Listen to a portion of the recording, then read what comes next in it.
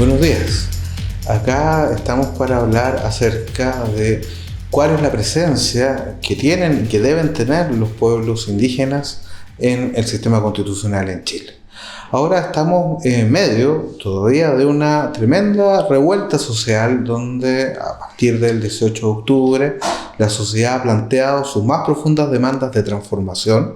y una de las principales demandas es un cambio que dé origen a una nueva constitución. Y en ello es que ha surgido o ha resurgido, digamos, una de las deudas pendientes más importantes que tiene la democracia en Chile, y no solo desde los últimos 30 años, sino desde toda la historia republicana de este país, que es la falta de la definición de un estatuto constitucional de los pueblos indígenas que asegure que sean tratados con completa igualdad respecto del resto de la población, que sean considerados ciudadanos y que se les respeten sus derechos fundamentales y humanos en plenitud, tal como se entienden por los estándares internacionales de derechos humanos en la actualidad. La demanda de los pueblos indígenas de una nueva constitución, por lo tanto, es antigua, no es una demanda reciente, como dicen los Peña y la Lamien, como se tratan de los mismos pueblos indígenas entre sí. Si bien Chile despertó en estos últimos meses, hace mucho tiempo que los pueblos indígenas estaban despiertos demandando una nueva constitución, es decir, un reconocimiento constitucional, pero no en la lógica de la constitución actual, sino en la lógica de una constitución que haga posible que los derechos de los pueblos indígenas se realicen en plenitud. Y esta es una constitución completamente diferente a la constitución vigente hasta el día de hoy. Lo principal para los pueblos indígenas en la actualidad, y está en sus demandas, es la demanda por la plurinacionalidad. La plurinacionalidad consiste en la constitución de un Estado que se fundamenta en diversas naciones y que asegura un tratamiento igualitario para todas ellas. Es decir, que asegura que no exista, como existe hasta el día de hoy, la dominación de una nación, de una cultura sobre otra, y por lo tanto asegura un pie de igualdad para que los pueblos indígenas, en este caso, que serían las naciones que han sido subordinadas en la historia de Chile hasta el día de hoy, puedan desarrollar su propio plan de vida, su propio proyecto, sin ser subordinado al proyecto de vida de la nación mestiza que se ha desarrollado o que se ha vivido al amparo del Estado. La idea es que los pueblos originarios o indígenas disfruten del derecho el derecho humano, que se consagra en el derecho internacional de los derechos humanos, de la libre determinación. La libre determinación consiste en el derecho que tienen los pueblos indígenas a definir su propia estructura, a tomar sus propias decisiones y determinar su estatus político, persiguiendo sus propias ideas de bienestar político, social, cultural y económico. Por cierto, esta libre determinación no significa la ruptura del Estado, sino claramente dentro del orden internacional significa más bien que el Estado donde viven los pueblos indígenas tiene el deber de redistribuir el poder a favor de los pueblos indígenas para que los pueblos indígenas tengan el poder, los derechos, las atribuciones suficientes para definir sus propios planes de vida, para protegerlos y así evitar los procesos de asimilación y de extinción que han ocurrido hasta el día de hoy.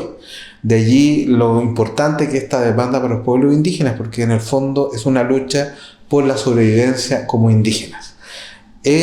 Allí el núcleo de la demanda constitucional de los pueblos indígenas. No estamos hablando de cualquier reconocimiento constitucional, de una mención, digamos, con palabras bellas en la Carta Constitucional, que ni siquiera existió hasta el día de hoy esa mención, pero eso no se va a satisfacer con palabras bonitas que determinen o que hagan presente la existencia de los pueblos indígenas o soporte, sino que se requiere el reconocimiento de derechos colectivos de manera efectiva, partiendo por la libre determinación y todos los derechos que derivan de ella. La autonomía relativa de la creación de regímenes autonómicos, el proteger los propios sistemas normativos de los pueblos indígenas, el derecho a la consulta indígena, los derechos sobre la tierra y los territorios, incluyendo los recursos naturales, los derechos a la propia lengua, los derechos a su patrimonio cultural, a su propiedad intelectual, entre bastantes otros. Se requiere, por lo tanto, un reconocimiento constitucional activo, no simbólico, efectivo, no cosmético. Se requiere efectivamente que los pueblos indígenas sean incluidos como indígenas, es decir, con el derecho a seguir existiendo como pueblos dentro del orden constitucional, y que se abandone definitivamente la perspectiva de que aquí existe una sola nación que es homogénea, que tiene los mismos valores, sino que existen diversas naciones que merecen ser tratadas con un plano de igualdad por parte del Estado. La visión tradicional de la democracia sostenía que por cada Estado debería existir una nación. Esta idea, que es del siglo XIX, nos ha acompañado en nuestra estructura estatal hasta el día de hoy, siendo que en la mayoría de los casos que sustentaron la misma idea originalmente, esta se ha revisado dando lugar a un constitucionalismo pluralista. Lamentablemente nosotros no hemos sido parte de esta tendencia global, y que lo que nos exigen los pueblos indígenas es que adecuemos nuestra visión a lo que se ha llamado el constitucionalismo de la acomodación, es decir, que sepamos acomodar las grandes diferencias culturales que existen en nuestra sociedad y que las tratemos sin subordinarlas, sino en un pie de igualdad. De eso se trata la plurinacionalidad, es decir, entender que efectivamente, y no es un problema, sino que es una riqueza en complejidad y en cuanto al valor de la democracia y la diversidad, que existan varias naciones en un solo Estado y que el Estado trate por igual a esas naciones. Esto significa, por supuesto, que el sistema constitucional, en cuanto a los principios, a los derechos y a las instituciones que tiene que acomodar esta diversidad de naciones dentro del sistema constitucional. Uno de los elementos básicos que hace posible que puedan persistir los pueblos indígenas como un proyecto colectivo de vida es el respeto a sus derechos a la tierra y el territorio. La tierra y el territorio no tienen el mismo significado para los indígenas que desde la perspectiva occidental. Desde la perspectiva occidental, la tierra y el territorio es un espacio, un conjunto de objetos sobre el cual se ejerce un poder y que tienen alguna utilidad, y por lo tanto son recursos para ese poder, ya sea un poder político o económico. La tierra y el territorio para los pueblos originarios es el fundamento mismo de su existencia, porque la tierra no es simplemente material inerte. La tierra es un conjunto de seres animados, un conjunto de sujetos con los cuales convive el ser humano. Es un sujeto entre otros sujetos. Esa es la forma de existir de los humanos dentro de las diversas culturas indígenas que habitan nuestro país. Y esto quiere decir que la tierra no es un problema de dominio, sino un problema de convivencia con la tierra.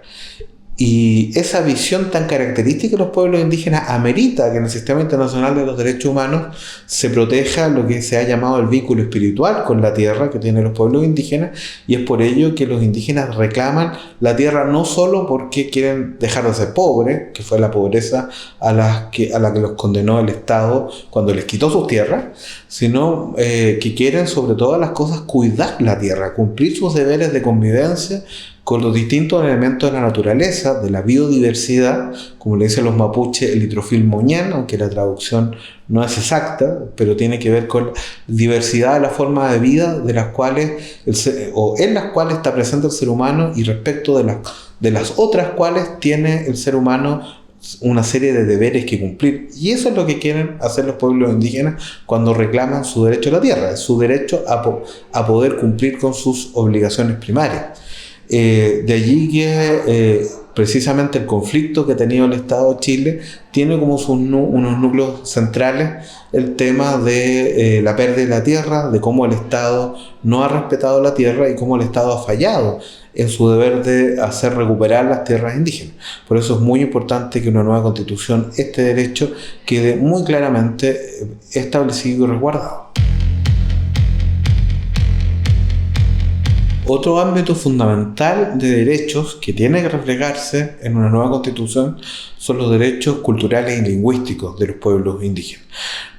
Todos los derechos, la división entre derechos políticos, derechos territoriales o derechos culturales y lingüísticos es un poco arbitraria, porque todos los derechos tienen que ver con el poder, con la tierra y con la cultura. Pero llamamos derechos culturales a aquellos que van en el sentido de proteger directamente la identidad cultural de los pueblos indígenas, a impedir que esta identidad sea manipulada por agentes externos a los pueblos indígenas. Esto quiere decir, y así es como lo establece el Convenio 169, que se debe respetar el derecho a la integridad cultural de los pueblos indígenas, es decir, a su cultura y a una cultura donde ellos son los que tienen que determinar cómo la cultura cambia, cómo permanece, y no agentes externos a los pueblos indígenas. Y dentro de ello es muy importante el derecho a la propia lengua, es decir, que los indígenas puedan hablar su lengua, y esto significa, por ejemplo, que se proteja la lengua indígena, y esto tiene diversas expresiones: proteger a los cultores de la lengua, fomentar el uso de la lengua e incluso la oficialización de las lenguas indígenas, como ocurre en muchos otros países, es decir, que la aymara o la lengua mapuche, el mapuzungún, sean lenguas oficiales del Estado de Chile, que sean, digamos, obligatorios usarlas y que ningún funcionario puede denegarse a usarlas en los trámites ante el Estado. También dentro de este ámbito es relevante la educación. Primero, que los pueblos indígenas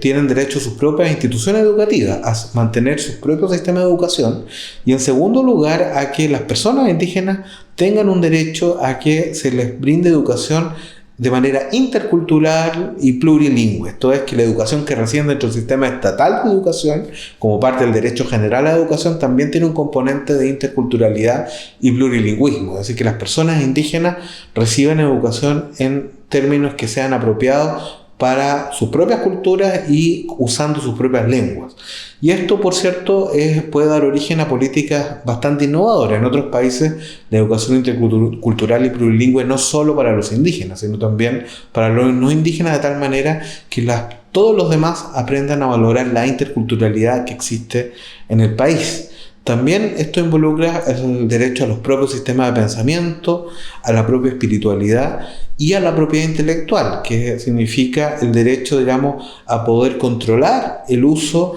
de las propias creaciones intelectuales, que ahora está amenazado porque las empresas toman modelos, pautas culturales de los pueblos indígenas, canciones, pictogramas, diseños textiles, diseños de joyería, y lo han empezado a explotar para su beneficio propio, sin consentimiento y sin participación de los beneficios de los pueblos indígenas. Una nueva constitución tiene que proteger a los pueblos indígenas de esas privaciones.